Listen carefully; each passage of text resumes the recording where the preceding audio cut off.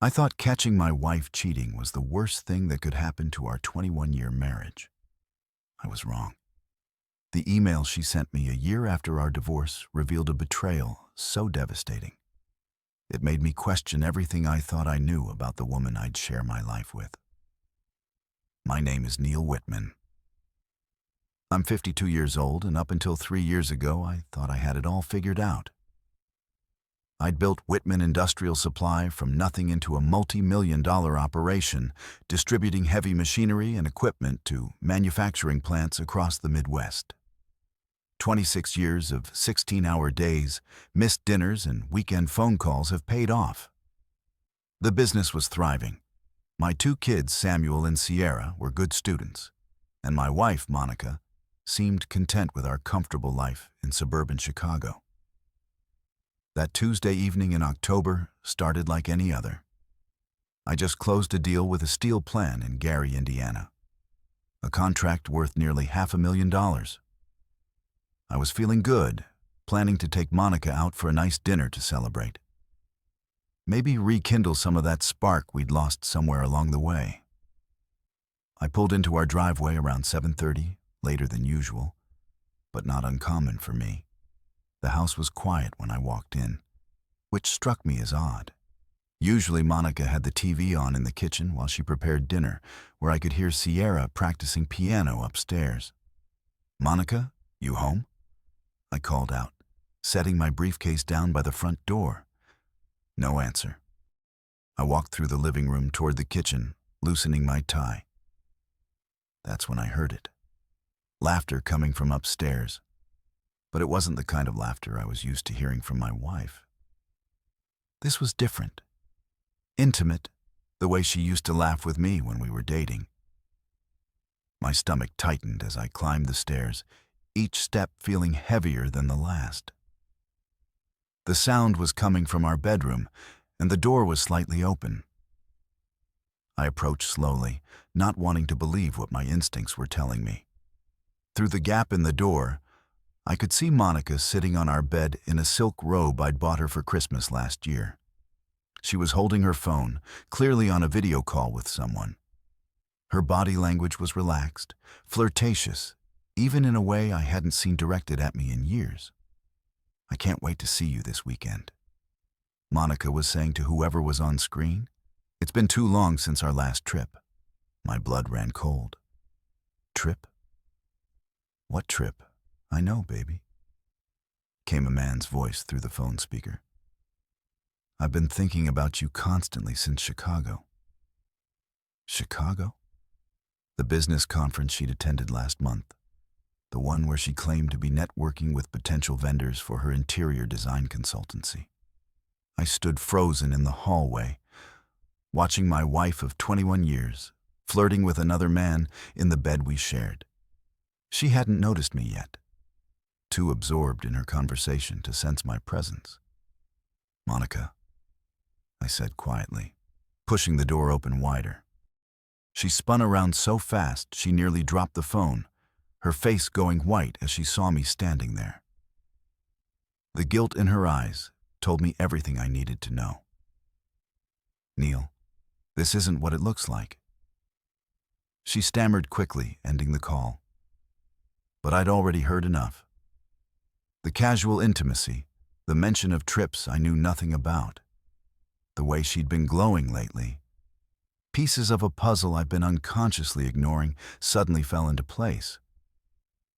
I didn't yell or throw things like you see in movies. Instead, I just stared at her, feeling like I was looking at a stranger wearing my wife's face. "Who was that?" I asked, my voice surprisingly calm.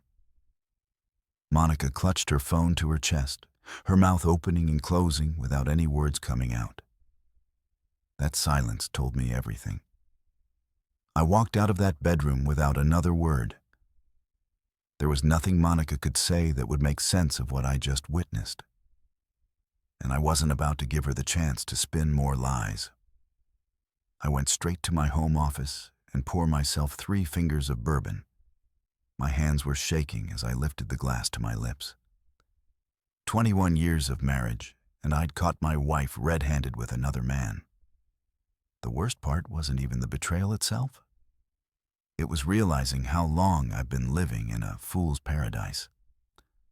Around midnight, Monica knocked softly on the office door. "Neil, we need to talk," she said through the wood. "No, we don't," I replied, not looking up from the financial reports I was pretending to review. She opened the door anyway and stepped inside, now dressed in jeans and a sweater. Her eyes were red, but I couldn't tell if it was from crying or just exhaustion.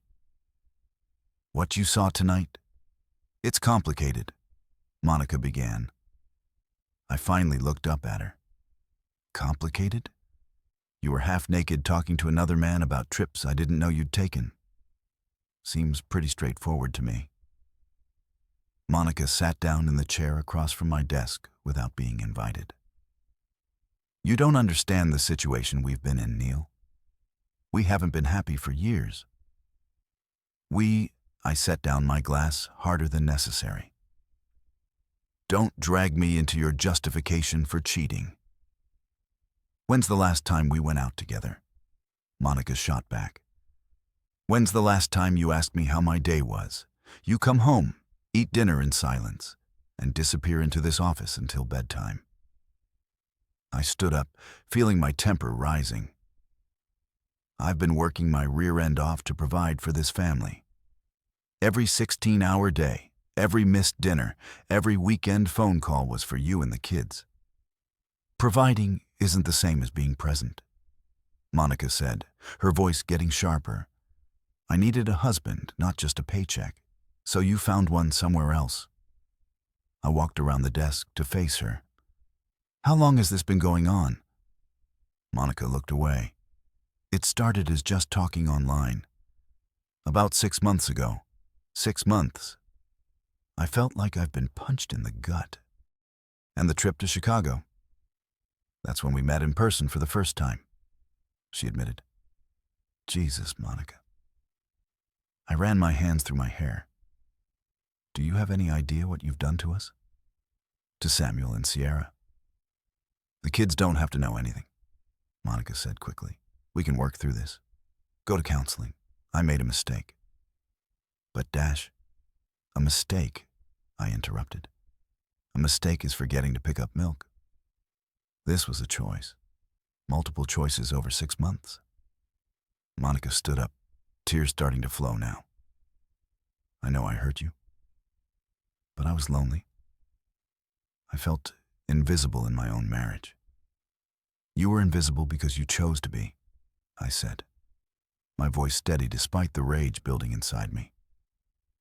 "Instead of talking to me about problems in our marriage, you went looking for attention somewhere else." "So, what happens now?" Monica asked, wrapping her arms around herself. I looked at this woman I'd shared my life with for over 2 decades, and I realized I didn't know her at all. The Monica I'd married would never have done this, but maybe that Monica had never really existed. "Now you sleep in the guest room." I said tomorrow we figure out what comes next. But deep down, I already knew what came next. Some betrayals can't be forgiven, and some trust, once broken, can never be rebuilt. The next morning, I called my attorney before Monica even woke up. Richard Steinberg had handled my business contract for years, and I trusted him to be straight with me. "Neil, I'm sorry to hear this," Richard said over the phone. "How long has this been going on?" "At least 6 months that I know of," I replied, sitting in my office with the door locked. "But I'm starting to think it might be longer."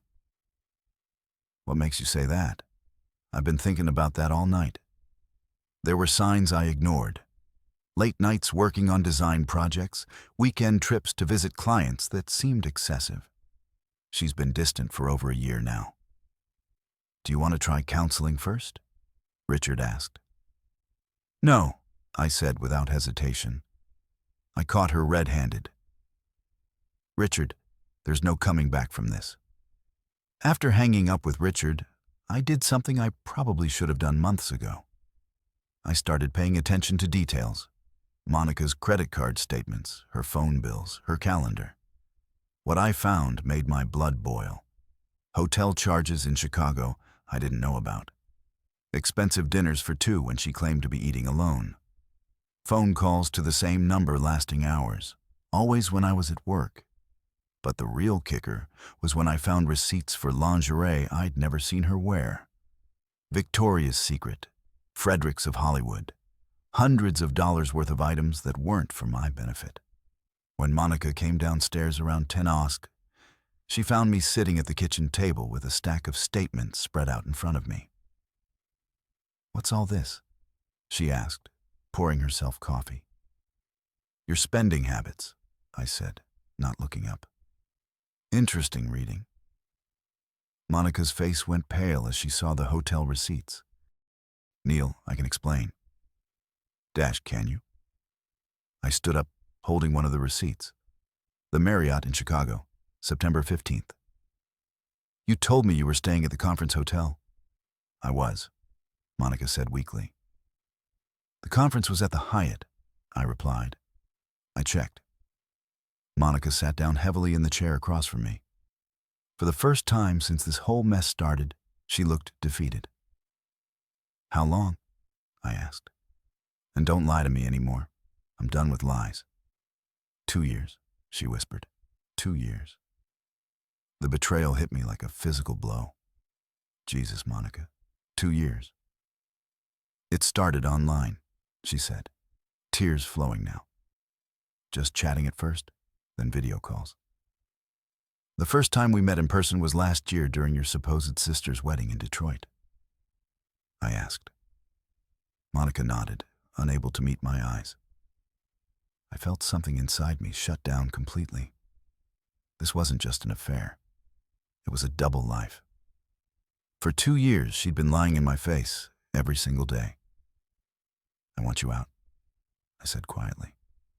"Neil, please, Pack your things and go stay with your parents. I'll have Richard draw up separation papers." Monica looked up at me with desperate eyes. "What about Samuel and Sierra? What about them?" I asked. "You should have thought about them before you decided to destroy their family." Samuel was the one who figured out first. At 17, he was sharp enough to notice the tension in the house and smart enough to put the pieces together when he overheard part of a phone conversation between Monica and her mother. He cornered me in the garage Saturday morning while I was working on my truck, something I did when I needed to think with my hands. "Dad," Samuel said, leaning against my workbench, "is Mom having an affair?" I stopped what I was doing and looked at my son. He had my eyes, but Monica's stubborn chin. And right now he looked older than 17 years. "What makes you ask that?" I said carefully. "Come on, Dad," Samuel replied. "She's been staying at Grandma's for 3 days. You look like someone died. And I heard her on the phone yesterday apologizing to someone named Nash. Nash. The name hit me like a punch to the gut. So that was his name. I set down my wrench and faced my son. Samuel deserved the truth, or at least as much of it as I could give him without destroying his relationship with his mother. "Yes," I said simply. "She is." Samuel nodded like he'd been expecting that answer. "How long?" 2 years. "Damn," Samuel said, then looked at me apologetically. "Sorry." "It's okay, son. I've been thinking worse things than that." We stood in silence for a moment, both of us processing what this meant for our family. "What happens now?" Samuel asked. "I don't know yet," I admitted. "Your mother and I are going to separate, probably divorce. But that doesn't change anything between you kids and us." "Sierra doesn't know yet, does she?" Samuel asked.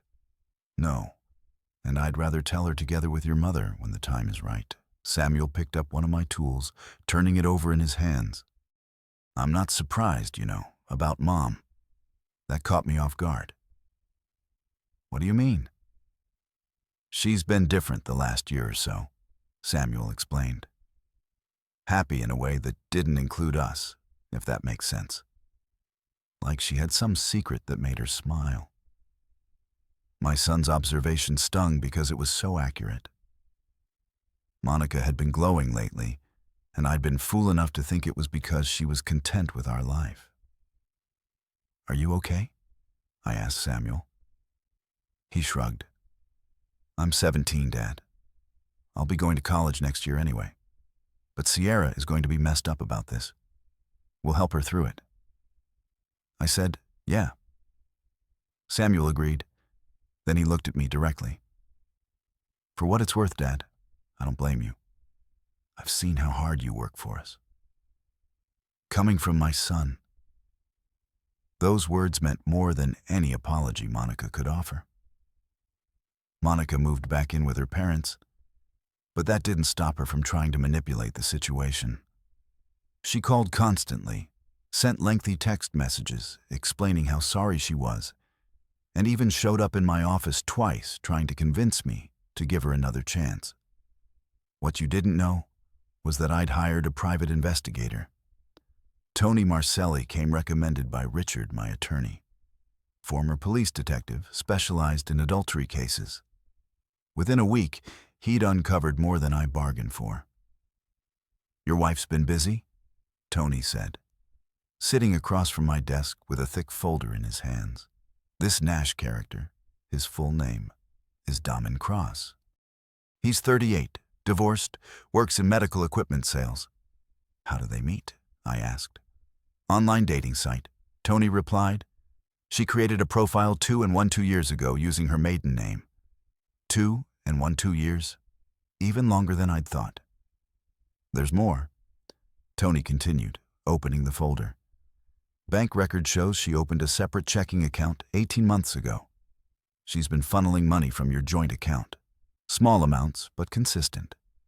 About $2,000 a month." $2,000. I felt my blood pressure rising. "What you been using it for? Hotels, restaurants, clothes, gifts for him?" Tony said. "And there's something else you need to see." He handed me a photograph that made my stomach drop. Monica and Damon Cross at some restaurant looking cozy and intimate. But that wasn't what shocked me. It was the timestamp. The photo was taken 3 weeks ago after I'd already caught her and thrown her out. "She's still seeing him?" I asked. "Never stopped." Tony confirmed. "They met twice this week alone." I stared at the photo, feeling any remaining sympathy I had for Monica evaporate completely. She'd been begging me for forgiveness while continuing to see her lover behind my back. "There's one more thing," Tony said. "Cross has been married twice before. Both marriages ended due to his affairs. Your wife is in his first rodeo." That evening, I sat Samuel and Sierra down for the conversation I've been dreading. "Your mother and I are getting divorced," I said gently. Sierra, my 14-year-old, started crying immediately. "Is it because of us?" "No, sweetheart," I said, pulling her close. "This has nothing to do with you. Or Samuel. Sometimes adults make choices that hurt the people they love." Samuel, who already knew the truth, put his arm around his sister. "Mom made some bad decisions, Sierra. Dad's not the one who messed up." "Can't you fix it?" Sierra asked through her tears. "Some things can't be fixed," I said, my heart breaking for her. "But what won't change is how much your mother and I love you both." The next day, Monica showed up at the house while I was at work and the kids were at school. When I got home, I found her going to my home office. "What are you doing?" I demanded. Monica spun around holding some of my business files. "I have a right to know about our finances." "Our finances?" I took the files from her hands. "You mean the finances you've been stealing from for 2 years?" Her face went pale. "I don't know what you're talking about." I walked to my desk and pulled out the bank statements Tony had given me. $2,000 a month, Monica. For 2 years, that's $48,000 you've taken from our family to fund your affair. Monica's composure finally broke. I needed that money. You don't understand what it's been like living with you. Living with me? I asked incredulously. I'm not the one who's been cheating and lying and stealing. You're cold, Neil, Monica said, her voice rising. You come home, you eat, you work, you sleep. When's the last time you told me you love me? When's the last time you gave me a reason to? I shot back. The worst part about Monica's betrayal wasn't just the personal devastation, it was the professional implications. She'd been handling the books for Whitman Industrial Supply for the past 5 years. And now I had to question everything. I spent the weekend going through every financial record, every invoice, every transaction she'd touched. What I found made me sick. She'd been embezzling from the business, too. Small amounts of first, $500 here, $1,000 there, marked as business expenses or supplier payments that never actually happened. Over 3 years, she'd stolen nearly $75,000 from the company. Monday morning, I called Richard immediately. This changes everything, Richard said after I'd explained what I discovered. Business embezzlement is a felony. She could face serious jail time. I don't want to destroy her, I said. But I can't let this slide either. You need to protect yourself and your business, Richard advised. File police report. Document everything. If you don't take action, you could be seen as complicit. That afternoon, I had to have the hardest conversation of my life with my father-in-law, Vernon Pewitt. Vernon was 71 years old, a retired steelworker who'd always treated me like the son he never had. He'd helped me get my first big contract 20 years ago, and I respected him more than almost any man I knew. Vernon, I need to tell you something about Monica, I said when he answered his door. We sat in his living room, and I laid out everything. The affair, the stolen money, the lies. Vernon listened without interrupting, his weathered face growing harder with each revelation. How much did she take? He asked finally. From the business? $75,000. From our personal accounts? Another $48,000. Vernon was quiet for a long moment. Then he did something I didn't expect. He reached into his wallet and pulled out a checkbook. What are you doing? I asked. I'm writing you a check for $125,000. Vernon said, his voice steady. Vernon, no, I can't let you dash. You can and you will, he interrupted. My daughter stole from you. That makes it my responsibility to make it right. She's not your responsibility, I said. Vernon looked up at me with steel in his eyes. I raised her to be better than this. I failed somewhere along the way, and now you're paying the price. You didn't fail, I assured him. Monica made her own choices. Maybe, Vernon said, continuing to write the check. But I won't let her destroy the business you built. You've been more of a son to me than she's been a daughter. He handed me the check, and I saw his hands were shaking slightly. There's one more thing you should know, Vernon said. Monica's mother and I are cutting her out of our will. What she did to you and those kids is unforgivable. The loyalty from my father-in-law meant more to me than he'd ever know. It also showed me something important.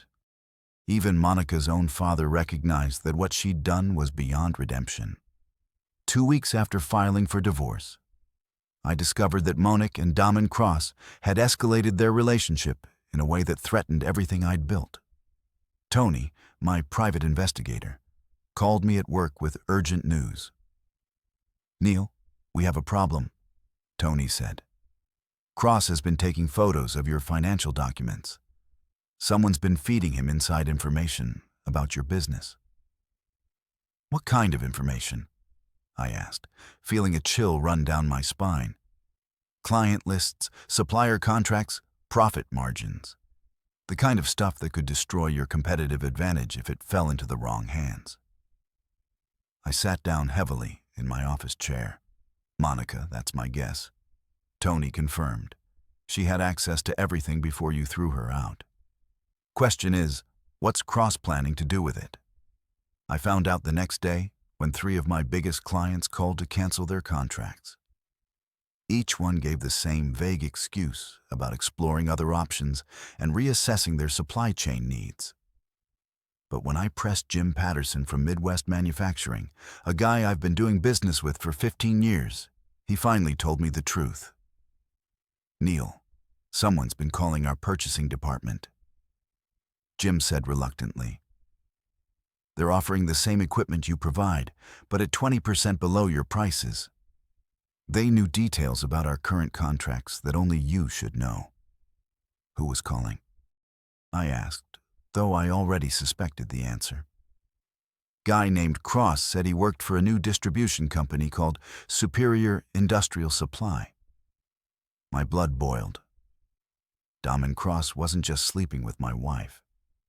He was using information she'd given him to destroy my business. I called Richard immediately. This is industrial espionage. Richard said after I explained the situation, it's a federal crime. We can not only stop him, but we can sue for damages. Do it, I said without hesitation. Whatever it takes. That evening, I sat Samuel and Sierra down for another difficult conversation. Kids, I need you to know that your mother's friend is trying to hurt our family business, I said carefully. Samuel's jaw tightened. What do you mean? He's using information that only someone in our family would know to steal our customers, Mom told him. Sierra asked, her voice small. It looks that way, I admitted. Samuel stood up, pacing to the window. So, she's not just cheating on you. She's trying to destroy everything we have. Your mother made some very bad choices, I said. But we're going to fight back. What can we do? Samuel asked. We're going to show them that the Whitman family doesn't back down from a fight. The next morning, I did something that surprised everyone, including myself. Instead of just playing defense, I went on the offensive. I called every client Cross had contacted and made them an offer they couldn't refuse. A 5-year contract at 15% below my current rates, with a guarantee that I'd match any competitor's price for the duration of the contract. It cost me short-term profits, but it secured my client base and cut Cross off of the knees. Then I called a press conference. Ladies and gentlemen, I said to the trade journalists who'd gathered in my office, I want to warn the industrial supply community about a new company called Superior Industrial Supply, run by Damian Cross. This individual has been using stolen proprietary information to undercut legitimate businesses. The story ran in 3 trade publications that week. Within days, Cross's reputation in the industry was destroyed. But Monica wasn't done fighting dirty yet. Monica's next move was so low, so calculating that made me realize I'd never really known the woman I'd been married to. She accused me of domestic violence. I was at the office when Richard called with the news. Neil, Monica's filed for a restraining order. Richard said, his voice grim. She claims you've been threatening her and that she fears for her safety. That's insane, I said. I haven't even spoken to her in 2 weeks. I know, but the judge has to take these allegations seriously. There's a hearing scheduled for tomorrow. That night, I had to explain to Samuel and Sierra why police officers were at our door serving me with papers. Dad, you never hurt Mom, Sierra said, tears in her eyes. I know, sweetheart, I said, pulling her close. But sometimes people lie when they're desperate. Samuel was furious. She's trying to make you look like the bad guy so she can get more money in the divorce. Maybe, I agreed. But we're going to handle this the right way with truth and evidence. The hearing the next day was a nightmare. Monica took the stand and claimed I'd been emotionally abusive for years, that I'd threatened to destroy her financially, and that she was afraid I might become violent. She was a good actress. I had to give her that tears at just the right moments, a trembling voice when she described her fear of me. But Richard was ready for her. Mrs. Whitman, Richard said during cross-examination, "Isn't it true that you've been having an affair with Mr. Damon Cross for over 2 years? That has nothing to do with Dash. Please answer the question. Have you been having an affair?" "Yes, but Dash. And isn't it true that Mr. Cross has been using confidential information about your husband's business to steal his clients?" Monica's attorney objected, but the damage was done. The judge could see what this was really about. And Mrs. Whitman. Richard continued, "When exactly did these alleged threats occur?" "Because my client has been staying at his brother's house for the past week to avoid any contact with you." Monica's story began to fall apart under scrutiny. She couldn't provide specific dates or witnesses to my supposed threats. Her own testimony revealed that our interactions had been minimal and conducted through attorneys. The judge denied her restraining order request. Mrs. Whitman. The judge said sternly, "Making false accusations of domestic violence is a serious matter. These allegations appear to be motivated by divorce proceedings rather than genuine safety concerns." Walking out of that courthouse, I felt like I won a major battle. But I also realized that Monica was willing to destroy my reputation, my relationship with my children, and my standing in the community to get what she wanted. The woman I'd married was gone, replaced by someone who would stop at nothing to win. But she'd picked the wrong man to underestimate. I'd built my business from nothing, survived recessions and competitive attacks. And I wasn't about to let her destroy everything I'd worked for. The gloves were off now. It was time to show Monica what real hardball looked like. 6 months after the divorce was finalized, I made the decision that would end Monica's games forever. She'd been fighting the financial settlement tooth and nail, claiming she deserved more money despite her theft and betrayal. What she didn't know was that I've been planning my next move carefully. During our marriage, we'd accumulated assets in various accounts and investments. The court had ordered a 50-50 split, but there were ways to protect what was rightfully mine without breaking any laws. I liquidated my business holdings and restructured everything under a new corporation with Samuel as a 51% partner. At 17, he was old enough to understand what we were doing and why. "Dad, is this legal?" Samuel asked as we sat in the attorney's office. "Completely legal," Richard confirmed. "Your father is giving you a majority stake in a new company. Monica has no claim to assets that didn't exist during the marriage." Within a month, I transferred all my equipment, contracts, and client relationships to Whitman and Son Industrial Supply. Monica would get half of what the old company was worth on paper. But that company no longer held any real assets. She hired 3 different attorneys trying to challenge the restructuring. But each one told her the same thing. What I'd done was perfectly legal. The final blow came when her own father, Vernon, made an announcement at a family gathering that Sierra later told me about. "Grandpa told everyone that Mom embarrassed the whole family," Sierra said during one of our dinners together. "He said she chose a criminal over her own children." Vernon had been true to his word about cutting Monica out of his will. When he passed away 8 months later, Monica discovered that her inheritance, nearly $500,000, was going to be split between Samuel, Sierra, and a scholarship fund Vernon had established. Even in death, Vernon was protecting his grandchildren from their mother's poor choices. The business restructuring also allowed me to do something I'd always wanted: make Samuel a real partner. At 18, he was already showing good business instincts and a work ethic that reminded me of myself at his age. "Son, you've earned this."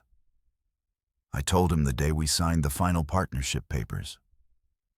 You stood by me when it mattered most. By the time Anukika realized what I'd done, it was too late. She'd lost not just her marriage and her children's respect, but also her financial security and her family's legacy. The woman who thought she could have it all ended up with almost nothing. 1 year after our divorce was finalized, I received an email that changed everything I thought I knew about my marriage with Monica. I was in my office late on a Thursday evening when the message appeared in my inbox. The subject line made my blood run cold. The truth you deserved to know years ago. The email was from Monica, but what she confessed was far worse than anything I discovered during our divorce proceedings. Neil, the message began, I know you hate me and you have every right to. But there's something I should have told you long ago and I can't carry this secret anymore. The affair with Damien wasn't my first. I've been cheating on you for 15 years. 15 years. My hand shook as I continued reading. It started when Sierra was just a baby.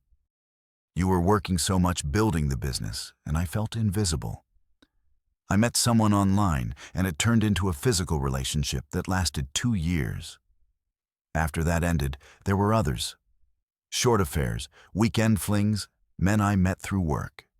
The room seemed to spin as I processed what she was telling me. 15 years of betrayal, 15 years of living a lie. I know this doesn't change anything now, Monica continued.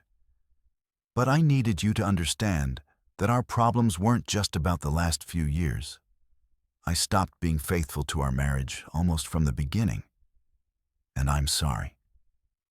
She went on to detail specific affairs, specific lies she'd told, specific times when I'd suspected something but convinced myself I was being paranoid. Every business trip, every girls' night out, every weekend she claimed to need space. Most of them have been covers for her affairs. The most devastating revelation came at the end of the email. I want you to know that Samuel and Sierra are definitely your children. I had DNA tests done years ago because I wasn't sure, but they're yours. I thought you should know that at least. She'd had DNA tests done because she wasn't sure if my children were actually mine.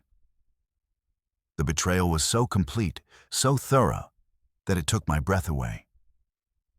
But as I sat in my office that night, rereading her confession, I realized something important.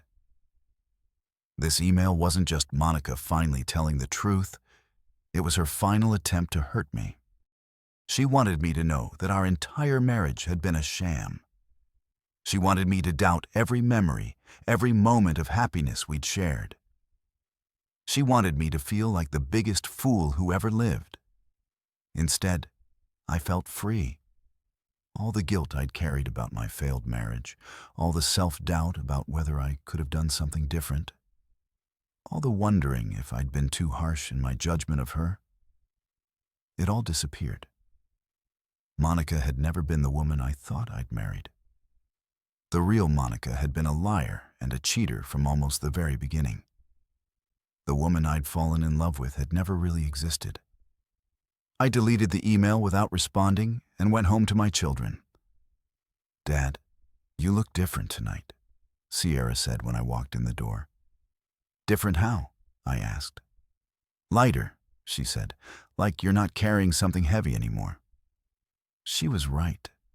For the first time since discovering Monica's betrayal, I felt completely at peace with my decision to end our marriage.